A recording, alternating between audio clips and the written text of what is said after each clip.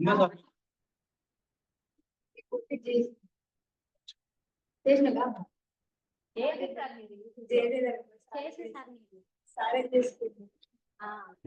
this is our business organization and management. Otherwise, BCom first year, first semester subject. Okay. This is syllabus. Mix first unit introduction. Second unit lo giant stock company. Third unit functions of management. Fourth unit is planning and organizing. Fifth unit authority, control and coordination. Next business what is business? It is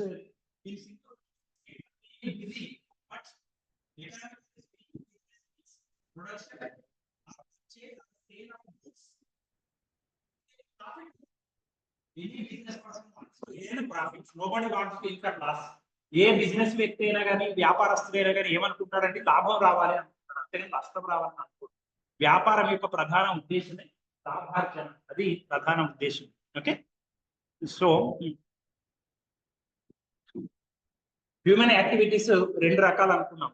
economic activities, non economic activities. Economic activities money, transfer of money, డబ్బులు ఉంటేనే ఆదాయం ఉంటేనే పని చేస్తామండి, అది economic activity. Non economic activity మనం రేపు జెండా వందనం చేసుకుంటాం. August 15th we will celebrate Independence Day. అది ఇండిపెండెన్స్ డే సెలబ్రేషన్ చేసుకున్నందుకు ప్రధానమంత్రి గారు కానీ ముఖ్యమంత్రి గారు కానీ డబ్బులు ఇస్తున్నారా మీకు? They are not giving. We love our country. మన దేశం పట్ల మనకు ప్రేమ, ఆప్యాయత, అభిమానం, దాంతో మనం పనిచేస్తాం. అట్లనే మీకు చెప్పాను, ఇంట్లో అమ్మా నాన్న మనకు పనిచేస్తారు, ఏం డబ్బులు ఆశించారు మన దగ్గర నుంచి. కాబట్టి అట్లా డబ్బుతోటి ముడిపడని యాక్టివిటీస్ అన్ని కూడా నాన్ ఎకనామిక్ యాక్టివిటీస్. ఓకే. ఇక economic activities are normally related to 3 types: business, profession, employment. Okay.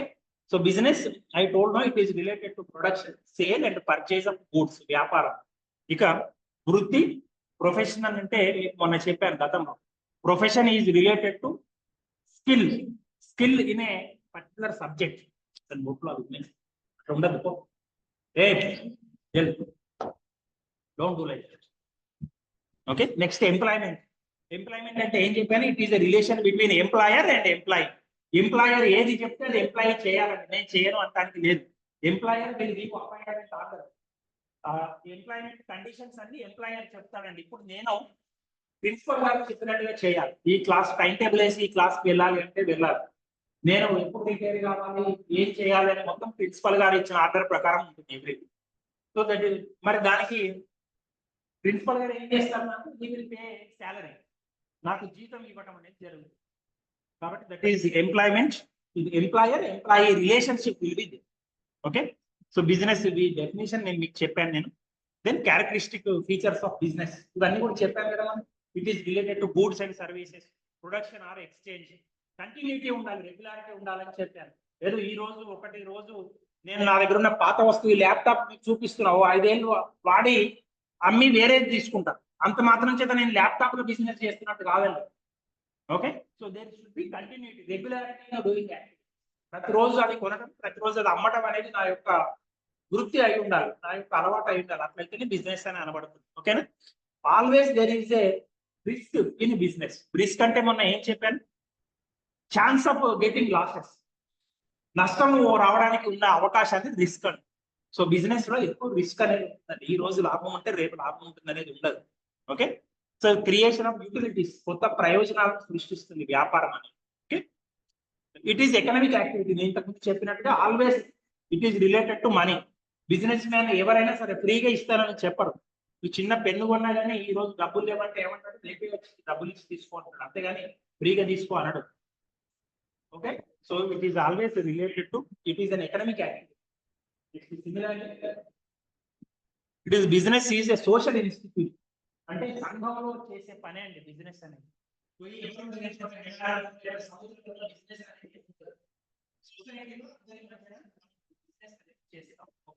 ఎంత పాపులేషన్ ఉంటే అంత బిజినెస్ ఎక్కువగా ఉంటుంది. అందుకని పెద్ద పెద్ద షాపింగ్ మాల్స్ ఇక్కడ కట్టరు. అదే ఖమ్మం లాంటి చోట్ల, హైదరాబాద్ లాంటి చోట్ల చూస్తారు. అదే ఇక్కడ వచ్చి డిమార్ట్ కంటే ఏం లాభం ఉండదు ఇక్కడ ఉన్న జనాభా. అవునా కాదు చెప్పండి. So it is a social activity. Okay. Similarly business must grow and expand. విస్తరించడానికి ఎవరైనా కృషి చేస్తారండి. ఇక్కడ ఉన్న లాభాలు బాగా వస్తే మీకు చెప్పిన ఖమ్మంలో, కొత్తగూడెంలో, పాల్వంచలో, భద్రాచలంలో ఇట్లా రకరకాల ప్లేసుల్లో they want to expand. Branches అనేవి పెట్టడానికి వాళ్ళు ట్రై చేస్తారు ఎవరైనా. So these are the characteristic features of business.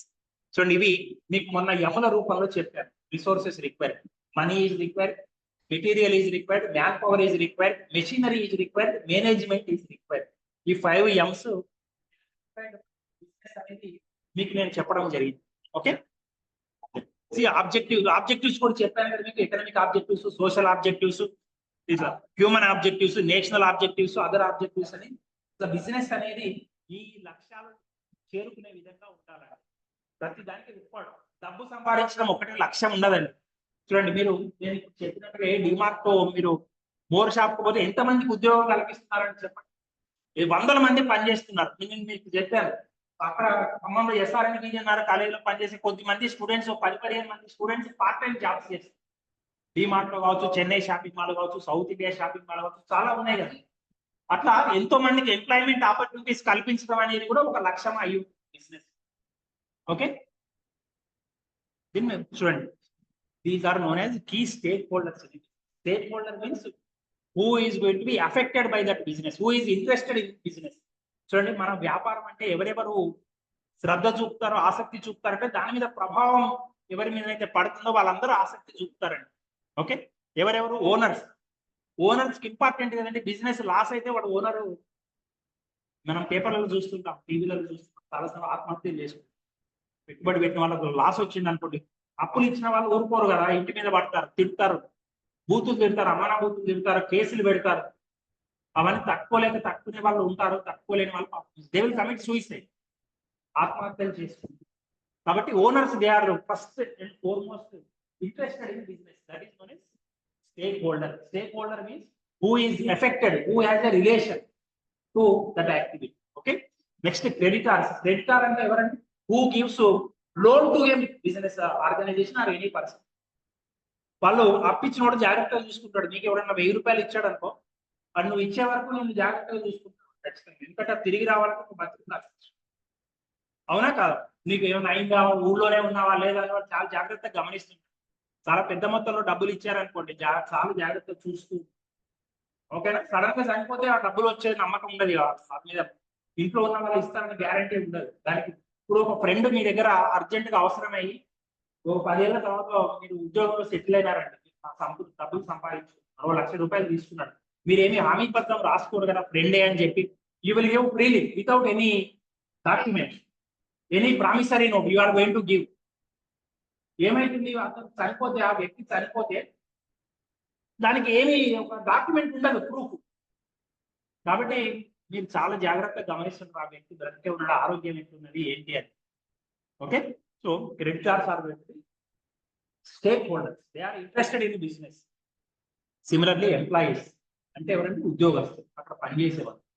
సంస్థ మంచిగా లేకపోతే, సంస్థ మూతపడిపోతే వాళ్ళ ఉద్యోగాలు పోతాయి కదా.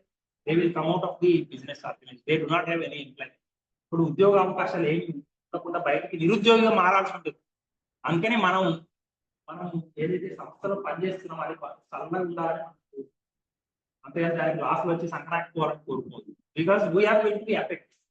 ఈ కాలేజీ మంచిగుంటేనే నేను ఇక్కడ ఖమ్మం నుంచి దగ్గరలో ఉద్యోగం చేయగలనండి, లేకుంటే ఇంకా దూరం పోవాల్సి వస్తుంది ట్రాన్స్ఫర్. అవునా కాదు? నేనేమి చదువు చెప్పకుండా, అడ్మిషన్స్ ఏమీ లేకుండా చేయాలని నేను ప్రయత్నిస్తే, ఈ ఖమ్మంలో నాకు దగ్గర ఉన్న కాలేజ్ ఇది, నెక్స్ట్ ఎంతో దూరం పోవాల్సి వస్తుంది. ఇది కరెక్ట్ అన్నమాట. సో ఈ కాలేజీ మంచిగా ఉండాలని నేను కోరుకోవాలి. అట్లనే any business organization, whoever is working in the business organization, they have to see to it that the business organization is running smoothly. Okay, they are interested. Similarly suppliers, manaki supplier ante evanti who supplies raw materials, who supplies finished goods to the organization. Manamu ee notes తయారు చేస్తున్నామంటే దీనికి raw material అవసరం అవుతుంది కదా, ముడి పదార్థాలు అవసరం అవుతాయి కదా. we have to purchase raw material, they are suppliers, they will bring you. Okay, వీటికి వేసే కలర్స్ కానివ్వండి, లైన్స్ కానివ్వండి, ఇవన్నీ రా మెటీరియల్ అవసరం. అట్లనే బైండింగ్ కావాల్సిన ఇది కవర్ పేజింగ్ కానివ్వండి, డిజైన్స్ కానివ్వండి, they are going to provide it. So they are interested in your business. మీ బిజినెస్ మంచిగా నడవకపోతే మీరు అడగరు కదా సప్లై చేయమని. వాళ్ళు ప్రొడక్షన్ చేసి కూడా it will be a waste for. కాబట్టి వాళ్ళు they are also interested in business organisation. Similarly customers చూడండి, కస్టమర్స్ కూడా మీరు పెద్ద పెద్ద షాపులలో గమనిస్తున్న వాళ్ళు పొద్దున్నే తెరవగానే లోపలికి పోతుంటారు, రాత్రి 9-10 అయినా కానీ తొందరగా పోరు బయటికి. మీరు ఎప్పుడన్నా పెద్ద పెద్ద షాపింగ్ మాల్స్ లో వెళ్తే చూడండి, డిమార్ట్ లాంటి జీవి మాల్లో కానీ అర్ధరాత్రి వరకు జనాలు టికెట్లు ఆడుతుంటారు. ఓకేనా, ఇప్పుడు ఇంకా ఫెస్టివల్ సీజన్ వస్తుంది కదా, రాఖీ పౌర్ణమి కావచ్చు, లేదా వినాయక చవితి కావచ్చు, దసరా కావచ్చు, అన్ని ముందున్నాయి కదండి, దీపావళి కావచ్చు. బట్టలు కానీ ఇంకా వేటి కోసం అయినా సరే జనాలు ఎగబడుతుంటారు. Okay, so customers are interested. Okay, so దీనికి కీ స్టేక్ హోల్డర్స్. ఓకే, ఇది ఈ 5గురు మాత్రమే కాకుండా ఇంకా కూడా ఉంటారండి. ఎవరు? Government also stake holder. ఎందుకంటే మన బిజినెస్ మంచిగా అయితే గవర్నమెంట్ ట్యాక్స్ కడతామండి, జిఎస్టీ కడతాం కదా. అసలు బిజినెస్ ఎవరైతే రన్ చేస్తున్నారో వాళ్ళు ఇన్కమ్ ట్యాక్స్ కట్టుకుంటారు. Okay, so government is interested. Similarly economist అంటే ఆర్థికవేత్తలు, వాళ్ళు కూడా మన దేశం అభివృద్ధి చెందుతున్నదా, అభివృద్ధి చెందకుండా ఉన్నదా అని చూడటానికి they will always compare. Last year తో పోలిస్తే మన దేశం యొక్క పర్ఫార్మెన్స్ ఎట్లున్నది, అభివృద్ధి చెందిన దేశాలతో పోలిస్తే మన దేశం పర్ఫార్మెన్స్ ఎట్లున్నది, they will always be comparing. So they are also stake holder.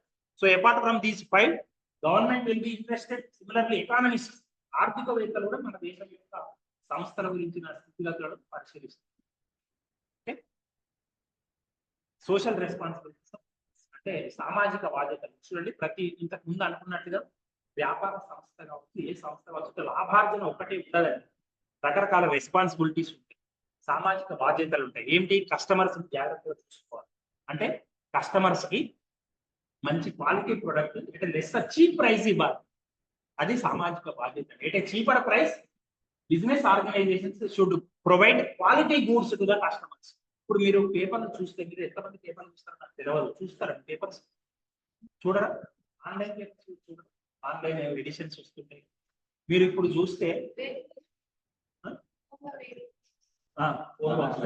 ఇప్పుడు అన్ని ఆఫర్స్ వస్తాయి కదండి. ఇండిపెండెన్స్ డే సెల్ ఫోన్స్ కొనండి, ల్యాప్టాప్ కొనండి, ఆఫర్స్ వస్తాయి. వాషింగ్ మిషన్స్, ఫ్రిడ్జ్లు, ఇట్లా ఆఫర్స్ ఉంటాయి కదా.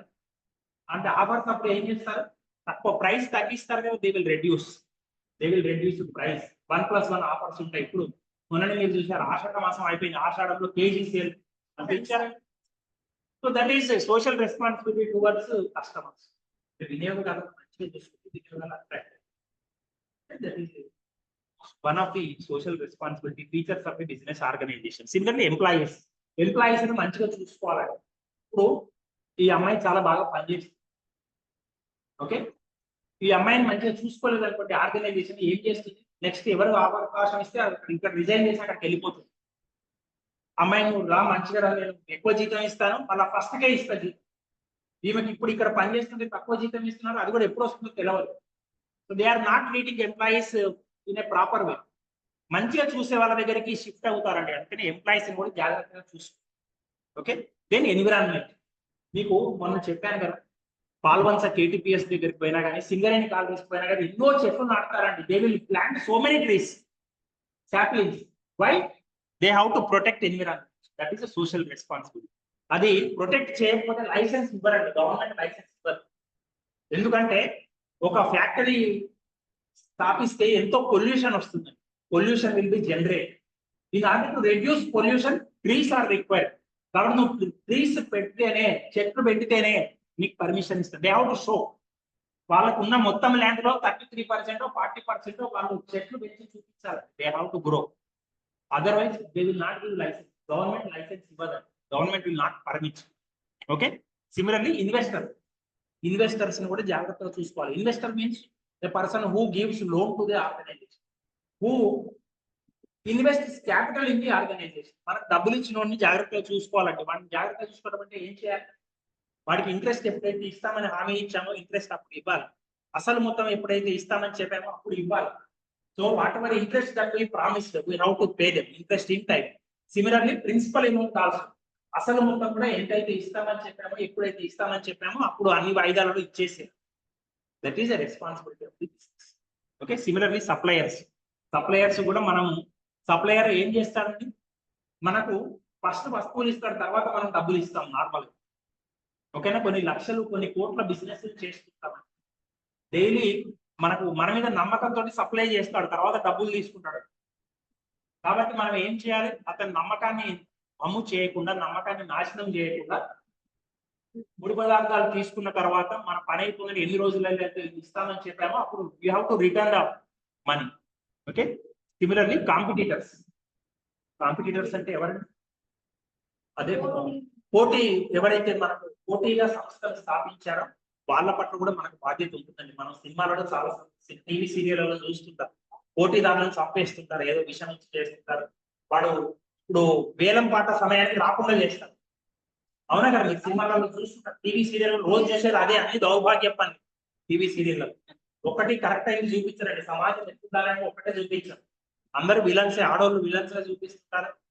అంత ఎట్లా చంపాలి, ఇవన్నీ లూటీ చేయాలి, ఏ వ్యాపారస్తుని ఎట్లా నాశనం చేయాలి, సర్వనాశనం చేయాలి, ఉపనాశనం చేయాలని చూపిస్తుంది. So business organizations have certain social responsibility towards competitors. వాళ్ళతో కూడా న్యాయబద్ధమైన పోటీ ఉండాలండి, నిజాయితీకరమైన పోటీ ఉండాలి. ఇప్పుడు మీరు క్లాస్ లో స్టూడెంట్స్ ఉన్నారు, తెలివైన స్టూడెంట్స్ ఇద్దరి మధ్య ఆరోగ్యకరమైన పోటీ ఉండాలి. అంటే రేపు పరీక్ష జరుగుతుందంటే వీడికి జ్వరం నేనే క్లాస్ ఫస్ట్ వస్తా, అట్లా ఉండకూడదు. You have to share knowledge. Me friend కి మీరు నాలెడ్జ్ అంది వాళ్ళ, అతని దగ్గర నుంచి knowledge you have to take. అప్పుడు ఇద్దరు డెవలప్ అవుతారు. అంతేగాని వాడు పరీక్ష రాకపోతే వాడు వస్తుంటే వాడికి యాక్సిడెంట్ అయితే మంచిగా ఉండదు, వాడు రాకపోతే మంచిగా ఉంటుంది, నేనే ఫస్ట్ వస్తాను, నాకే స్కాలర్షిప్ వస్తుంది, మెరిట్ స్కాలర్షిప్ అయితే that is not okay. Similarly government పట్ల కూడా సోషల్ రెస్పాన్సిబిలిటీ ఉందండి. నేను ఇంతకుముందు చెప్పినట్టుగా we have to pay taxes to the government. మీరు పేపర్లలో చూస్తుంటారు చాలా సందర్భాలు, సినిమా యాక్టర్స్ ని, పొలిటీషియన్స్ ని వాళ్ళు ఎమ్మటి సిబిఐలు అవి పడుతుంటాయి కదా, ఎందుకు వాళ్ళు పన్నులు ఎగ్గొడతారు, దొంగ సొమ్ము దాచిపెడుతుంటారు. So we have to pay taxes in time to the government without cheating the government ని మోసం చేయకుండా పన్నులు అనేవి సకాలంలో చెల్లించడం అని చేయాలి. That is social responsibility. Okay, next society, సమాజం బాధ్యత. సమాజంలో మనము ఎవరిని కూడా మోసం చేయాలి, సమాజానికి మంచి కలిగించే వస్తువును ఉత్పత్తి చేయాలి. అంటే నాకు డబ్బులు అవసరం అని చెప్పి గుడుంబా తయారు చేస్తే గవర్నమెంట్ నా ఇంట్లో మారక ద్రవ్యాలు సీక్రెట్ మన పేపర్లలో చూస్తుంటాం, మీరు టీవీలలో కూడా చూస్తుంటారు, ఎయిర్పోర్ట్లలో అక్కడిక్కడ పట్టుకుంటుంటారు పోలీసులు, అవునా కదా. So we should not treat the government కానీ సొసైటీని కానీ చెడగొట్టే పనులు ఏమీ చేయకుండా మంచిగా చేయాలి. ముందర కూర్చున్న వాళ్ళని గెలకడం అలాంటివి చేయకూడదు. ఓకేనా, రైట్. సో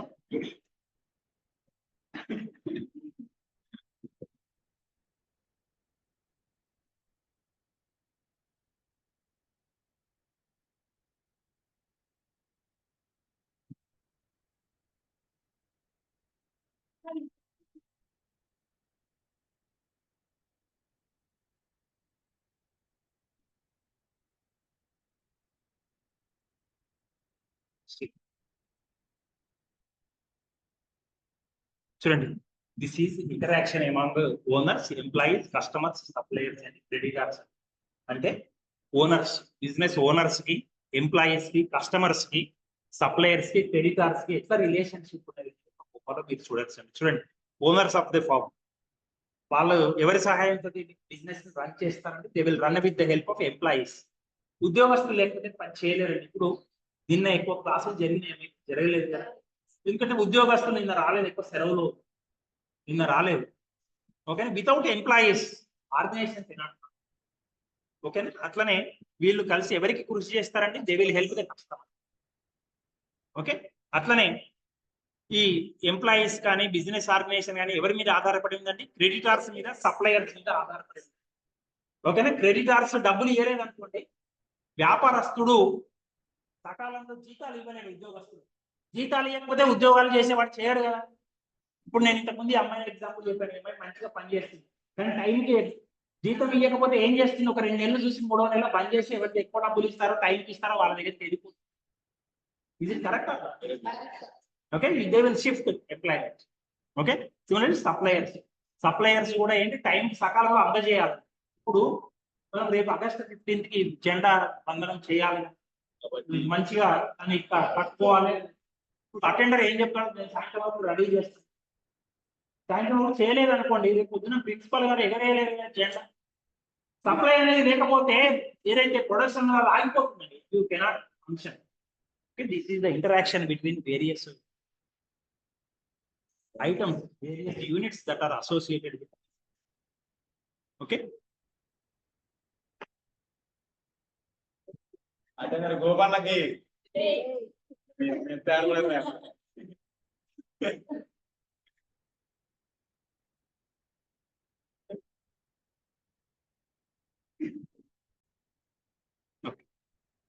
మీకు ప్రొఫెషన్ ని తెలుగులో ఏమంటారో చెప్పండి. వృత్తి అంటారు.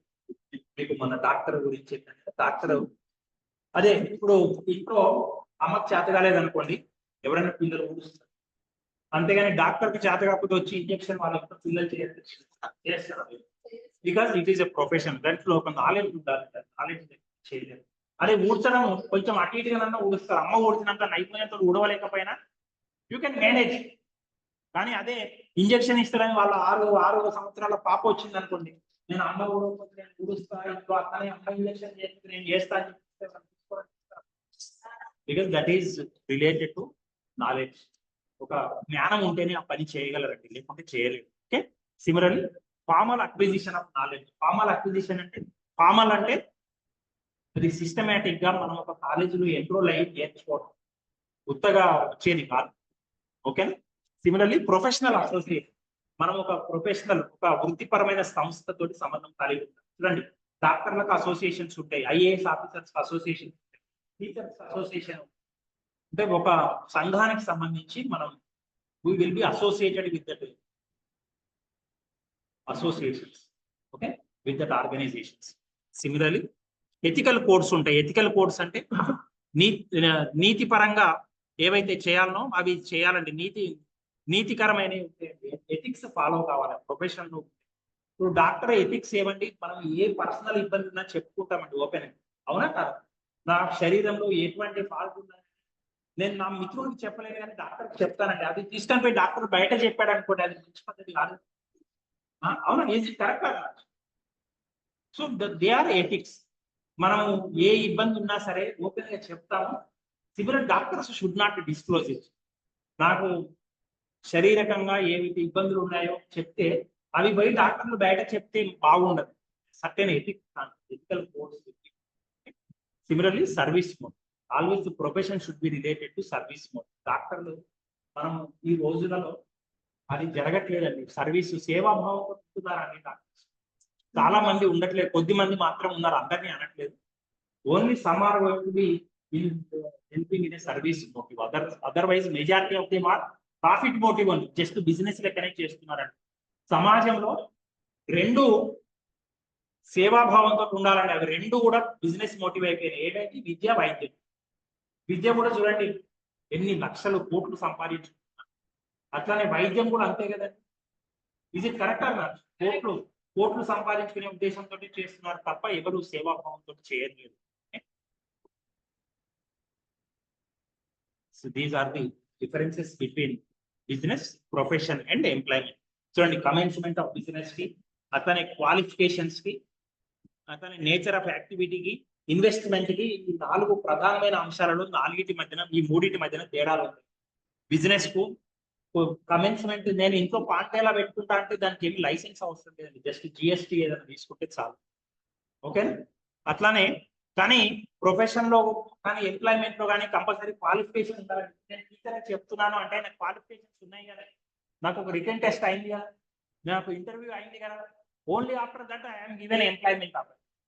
Only doctor he has become a professional only after acquisition of a degree. అతనికి ఉన్న ఏదైతే ఎంబీబీఎస్ డిగ్రీనో ఎండి డిగ్రీనో ఏదైనా అయితే మాత్రమే అతను ఆ ప్రొఫెషన్ లో కొనసాగలడు. సో కమెన్స్మెంట్ ఆఫ్ బిజినెస్ కావచ్చు, క్వాలిఫికేషన్స్ కావచ్చు, అట్లానే నేచర్ ఆఫ్ యాక్టివిటీలో, అలానే ఇన్వెస్ట్మెంట్ లో కూడా వీళ్ళన్ని 4 కూడా తేడాలు ఉన్నాయి. ఓకే. బిజినెస్ కి ఇన్వెస్ట్మెంట్ అవసరం, ప్రొఫెషన్ లో కూడా కొంత ఇన్వెస్ట్మెంట్ అవసరం. ఎంప్లాయ్మెంట్ లో నేను ఎంప్లాయీగా చేరుతున్నప్పుడు ఏమి ఇన్వెస్ట్మెంట్ అవసరం లేదండి. There is no need. గవర్నమెంటే ఇన్వెస్ట్మెంట్ చేసింది కదా, ఈ బిల్డింగ్ నేను కట్టించి రాలే కదా ఇక్కడికి.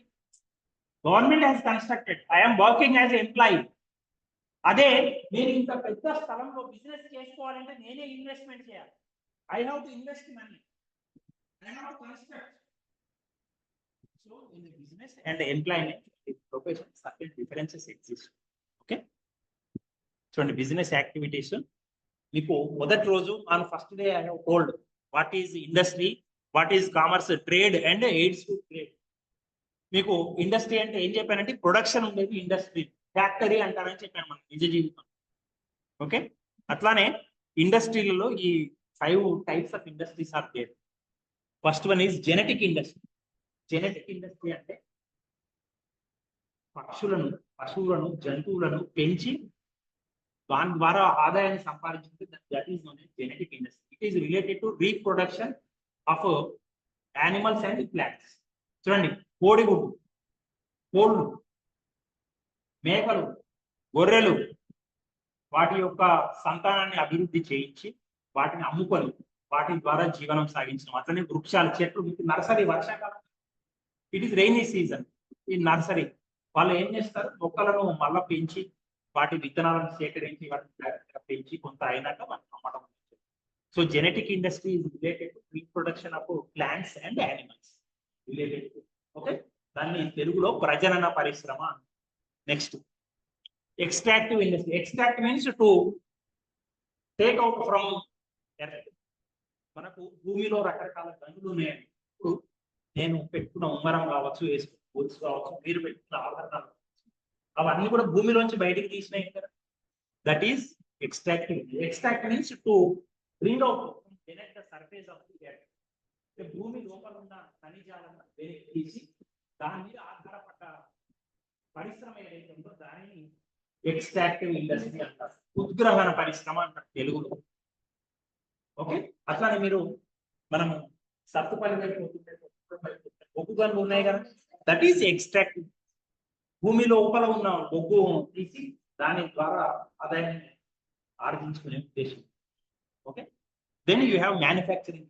మ్యానుఫ్యాక్చరింగ్ అంటే రా మెటీరియల్స్ తీసుకుంటారు, కొత్త వస్తువు తయారు చేస్తారు. మీకు చెప్పాను కదా నోట్స్, పేపర్ అంతా తీసుకొని వచ్చి పేపర్ను బైండింగ్ చేసి దీన్ని పిన్నులు కొట్టి కవర్ పేజీ పెట్టి దాని కలర్ వేసి మంచిగా.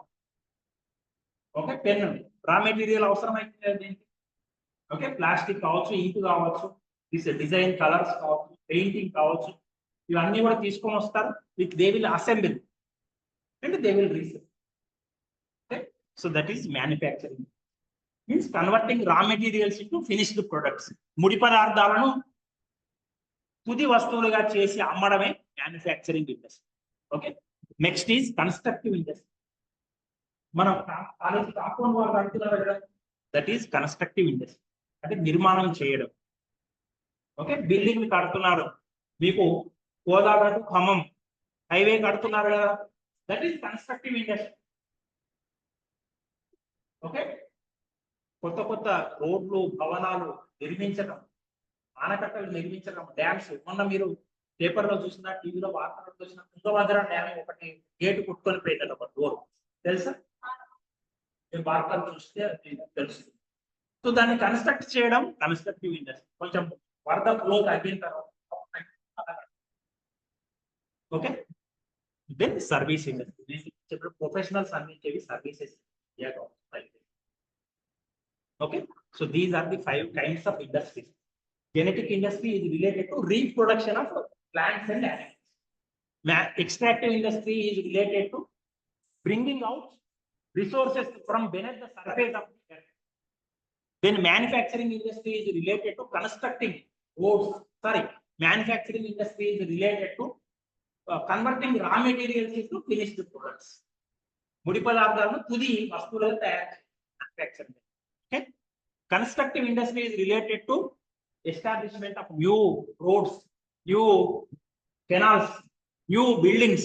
కొత్త కొత్త ఆనకట్టలు, కొత్త కొత్త భవనాలు, కొత్త కొత్త రోడ్లు నిర్మించడానికి నిర్మాణ పరిశ్రమ తెలుగులో. సర్వీస్ ఇండస్ట్రీ సేవా పరిశ్రమ. ఇది కంటికి కనిపించకుండా వస్తువులు, మనుషుల యొక్క, జంతువుల యొక్క అవసరాన్ని తీర్చేవి service industries. You cannot see them, you cannot touch them, but you can feel what they are doing. ఇప్పుడు డాక్టర్ దగ్గరికి పోతే అతను అందించిన సేవను మీరు చూపించలేరండి, కానీ అతను ఇచ్చే ఇంజెక్షన్ వల్ల మీకు జ్వరం తగ్గుతుంది. Okay, that is service. They are service industries. Okay, then industry. So వీటి గురించి చెప్పాను కదా నేను. Genetic, extractive industry, manufacturing industry, constructive industry, then service industry. Okay, so industries. అలానే ఇవి అవి ఏమి ప్రొడక్షన్ చేస్తాయి, ఏమి యాక్టివిటీలో ఇన్వాల్వ్ అయి ఉంటాయి అనే దాంతో ఇట్లా చేస్తారు. ఇక వాటి మీద ఎంత ఇన్వెస్ట్మెంట్ చేశారు, వాటి మీద వాటిలో ఎంతమంది పనిచేస్తున్నారు అనే దాన్ని బట్టి స్మాల్ స్కేల్ ఇండస్ట్రీస్ అని ఉన్నాయి, మైక్రో ఇండస్ట్రీస్ అని ఉన్నాయి, మీడియం ఎంటర్ప్రైజెస్ అని ఉన్నాయి, లార్జ్ స్కేల్ ఇండస్ట్రీస్ అని. ఓకేనా? సో అలానే వాళ్ళు ఏం ప్రొడ్యూస్ చేస్తున్నారు అనే దాన్ని బట్టి కూడా హెవీ ఇండస్ట్రీస్ ఉన్నాయి, లైట్ ఇండస్ట్రీస్. హెవీ ఇండస్ట్రీ అంటే పెద్ద పెద్ద కోట్ల పెట్టుబడి అవసరం అండి కొన్నిటికి. ఏవి ఫర్ ఎగ్జాంపుల్ ఐరన్, స్టీల్, వాటికి కొన్ని కోట్ల మొత్తం కావాలి. అట్లనే అటామిక్ ఎనర్జీ, అణుబాంబులు తయారు చేయాలి, మన దేశం అణుశక్తి తయారు చేసుకోవాలి, దానికి కొన్ని కోట్ల పెట్టుబడి అవసరమైంది. ఓకే, అట్లా కాకుండా లైట్ ఇంకా చిన్న పరిశ్రమ, కుటీర పరిశ్రమలు ఉన్నాయి మన ఇళ్లలో చేసే చిన్న కుండలు. ఇప్పుడు ఎండాకాలం వస్తే దే విల్ మేక్ పార్ట్స్, కుండలు చేయడం, కుండలు తయారు. అదే ఎండాకాలం అదే వాడే ఫ్రిడ్జ్లు తయారు చేయాలంటే that is a big industry, that is a heavy industry. అదే కుండలు తయారు చేయడం స్మాల్ ఇండస్ట్రీ, ఇంట్లో కూడా తయారు చేస్తారు. Okay, so it depends. Commerce చెప్పాను వాళ్ళ ట్రేడ్. మీకు మొదటి రోజు చెప్పినట్టుగా trade is related 2 types, international trade, the internal trade, foreign trade. Internal trade మీకు చెప్పాను, హోల్సేల్ ట్రేడ్, రీటైల్ ట్రేడ్. అదే ఫారెన్ ట్రేడ్ మీకు import trade, export trade, entrepot trade, 3 రకాలని చెప్పాను. మొదటి రోజు చెప్పాను, ఈ యాప్ కూడా వేశాను. Okay, did you understand difference between trade and commerce? Okay, from this we will learn in the next class. Okay, అర్థమైందా? Because I have to go to another class. Time is over. Okay.